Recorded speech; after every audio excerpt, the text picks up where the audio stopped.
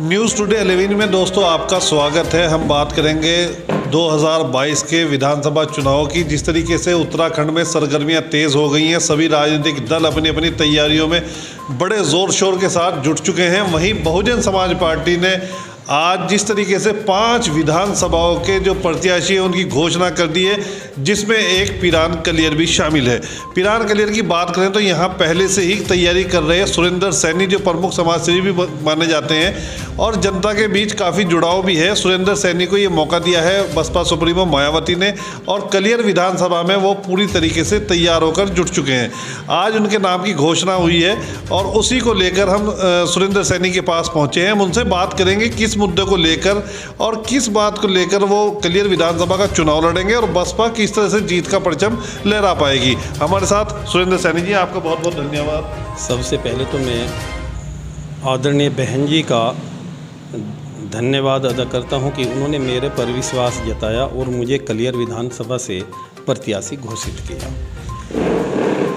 तो इसके लिए मैं संगठन, हमारे जितने भी साथी हैं उन सब का धन्यवाद अदा करता हूं जी। कलियर विधानसभा रही है, विकास कार्यों को किस पैमाने पे देखते हैं आप? देखिए, विकास नाम की कोई चीज़ नहीं है कलियर विधानसभा में। आप वहाँ की सड़कें, सबसे बदहाली सड़कों का हाल वहाँ पे है। व्यवस्था किसी तरीके की कोई नाम की कोई चीज़ ही नहीं है। और भारतीय जनता पार्टी की भी जो सरकार है, इससे भी सैनी समाज का पूर्णतः मोह भंग हो चुका है।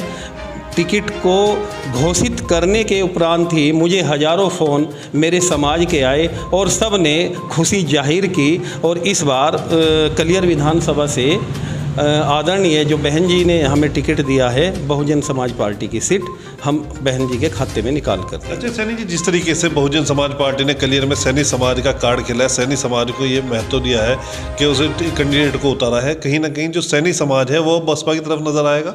हाँ, पूर्णतः 100 के 100%। और कलियर विधानसभा में ही नहीं बल्कि जो हमारे हरिद्वार में 11 विधानसभाएं हैं उसमें सैनी समाज सभी सीटों पर बहुजन समाज पार्टी को वोट देगा और उनके प्रत्याशी को जिताएगा। सैनी समाज अक्सर जो कहा जाता है वो बीजेपी का कहा जाता है वोट बैंक, लेकिन क्या इसे परिवर्तित करने का काम करेंगे? हाँ, इसमें पूर्णतः आप इसको इस बार परिवर्तन देखेंगे। और बीजेपी से तो इस बार सभी का मोह भी भंग है। वो एक झूठी पार्टी है, वो झूठे वादे करते हैं और नरेंद्र मोदी जी ने तो देश को ठगा है। इससे सैनी समाज ही नहीं, अभी तो व्यापारी वर्ग वो भी इससे दुखी है। तो जिस तरीके से विधानसभा चुनाव की आप तैयारी में जुट गए हैं, आज आपके नाम की घोषणा भी हो चुकी है बसपा में। फुरकान अहमद ने जो काम किए हैं, विकास कार्य किए हैं, कहाँ देखते हैं आप उन्हें, किस नज़रिए से देखते हैं? आप बताइए किस जगह पे फुरकान अहमद जी ने विकास के काम किए हैं। सड़कों में आज भी इतने गड्ढे हुए हैं। हकीमपुर तुर्रा गांव है एक, उसमें सड़ान मची पड़ी है, उस पर जाने का भी रास्ता नहीं है। करीब उस पर आधा फीट का पानी भरा पड़ा है। इमली में आप चले जाइए और जो है आप संतरसा में कहीं भी कोई सड़कों का नाम ही नहीं है। उन्होंने अगर किया होगा तो अपने गांव में या अपने चंद लोगों के फ़ायदे के लिए उन्होंने काम किया होगा। हमें तो कहीं विकास दिख नहीं रहा उनका। अच्छा, जो काम होने हैं अभी, कलियर विधानसभा एक बहुत महत्वपूर्ण विधानसभा मानी जाती है। कलियर शरीफ एक बहुत बड़ी दरगाह है, विश्व प्रसिद्ध दरगाह है, वहाँ को लेकर भी अक्सर सरगर्मियाँ तेज़ रहती हैं। तो आप क्या चाहते हैं, कैसे विकास करेंगे आपको अगर मौका दिया जनता ने? देखिए, पिरान कलियर एक इंडिया ही नहीं, यहाँ पे पूरी दुनिया से लोग ज़ियारत करने आते हैं। सबसे पहले तो यहाँ पर एक अच्छी क्वालिटी का गेस्ट हाउस इस तरीके का जो उसका निर्माण हो।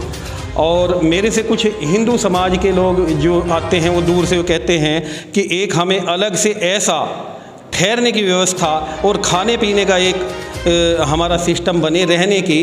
तो वो बेचारे वहाँ से आते हैं, रोड की ठहरते हैं या हरिद्वार, पहले तो उनके एक निवास की इस तरीके की एक योजना है मेरी कि अच्छा करूं जो उसका देश से या विदेश से कोई भी आए रहने की उनकी व्यवस्था हो। दूसरा, कर विधानसभा में हमारी जो इंडस्ट्री के लिए वो अगर जंगे गवर्नमेंट से हम इस बात को, अगर हमें मौका मिला विधानसभा में यहाँ के क्षेत्र के लोगों ने हमें पहुँचाने का मौका दिया, तो हम सबसे पहले वहाँ पे वो भी बात उठाएंगे ताकि यहाँ पे ज़्यादा से ज़्यादा विकास के लिए इंडस्ट्रियाँ आएँ और यहाँ के लोगों को रोज़गार मिले। सब जीत का पैमाना कहाँ देखते हैं आप? जीत का पैमाना तो विरोध है फुरकान अहमद जी के खिलाफ। जब उन्होंने काम ही नहीं किया तो लोग उसको नेगलेक्ट कर देंगे। जब नेगलेक्ट कर देंगे उनको भी काम करने वाला आदमी चाहिए। तो आपको क्यों देगी जनता वोट? क्योंकि हम काम करेंगे, रात दिन उनके बीच में रहते हैं। जब उनके बीच में रहते हैं, भाई करीब 15 साल से उन्हीं के बीच में हैं और काम कर रहे हैं। आप जो भी लोगों की समस्याएं हैं, जो हमारे से जो फ़िलहाल देखें, अभी हम किसी पद पे तो नहीं है, पर जो भी हमारी समस्याएं जितनी भी होती है उनकी, जिसको हम हल करने की कोशिश करें, वो आते हैं। किसी के छोटे जो भी काम है या बड़े, जितना भी, उस स्तर से लोगों के साथ हम खड़े रहते हैं। बसपा ने जिस तरीके से कैंडिडेट पहले घोषणा कर दी है, टिकट देने की, आपको प्रत्याशी बना दिया है, भाजपा और बसपा एक दूसरी पार्टी नहीं कर पाई है अभी तक, इसका भी लाभ पहुंचेगा? हाँ, इसका भी लाभ पहुंचेगा हमें। और रही बात, बहुजन समाज पार्टी ने हमें जो है यहाँ पे प्रभारी नियुक्त किया है, प्रभार दे दिया कि आप संयोजक बनाया कि आप अपनी सीट को सजाओ, संवारो, लोगों में जाओ, उनकी समस्या सुनो और उस पे जाके ध्यान दो। इसलिए हमें ये मौका मिला और हम इस मौके को गंवाना नहीं चाहेंगे। क्लियर संगठन जो बसपा का जो वो संगठन है, क्या वो भी एकजुट है? हाँ, एकजुट है। संगठन हमारा बहुत अच्छा है और संगठन में हमारे जितने भी साथी हैं, विधानसभा अध्यक्ष हो या हमारे सेक्टर हो या बूथ की कमेटी हो, सब बहुत अच्छा काम कर रहे हैं। तो आप मान रहे हैं कहीं ना कहीं जो विकास कार्य होना चाहिए थे वो नहीं हो पाए और जिसका खामियाजा अब की बार जो है कांग्रेस और भाजपा को भुगतना पड़ा। आने वाले समय में ये निश्चित है कि बहुजन समाज पार्टी के यहाँ पर हरिद्वार के अंदर करीब 6 या 7 सीटें तो हम यहाँ से जीत के दिखाएंगे। अपने कार्यकर्ताओं से क्या अपील करना चाहेंगे कि क्या देखें? अपने कार्यकर्ताओं से यही है कि आप एकजुट हो जाइए और मेहनत करके हिम्मत के साथ सभी विधानसभाओं पर लगकर बहुजन समाज पार्टी को जिताएं और जिससे आने वाले समय में बहन जी के हाथ भी मजबूत हो। ये थे हमारे साथ सुरेंद्र सैनी, जो कलियर विधानसभा से बसपा के प्रत्याशी हैं। इनके नाम की घोषणा हो चुकी है।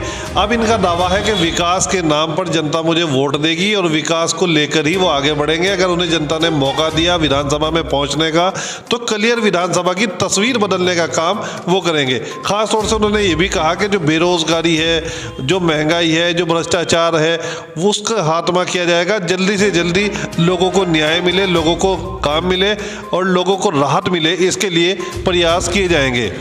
न्यूज़ टुडे 11 के लिए आरिफ नियाजी, रुड़की।